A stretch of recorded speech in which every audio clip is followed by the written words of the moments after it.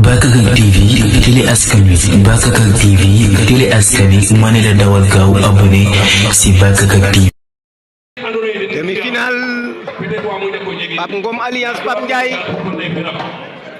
ten mo fu nena ten jugu nene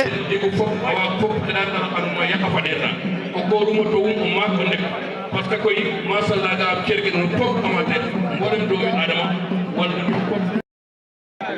wonen wasu ko de bu Joal Pape Ndiaye burene ke samate anday ko yakam de yobe ligala koy Bado bu Grand Yoff Pape Ndiaye bu bari ndondol ten ma frane ne demi-finale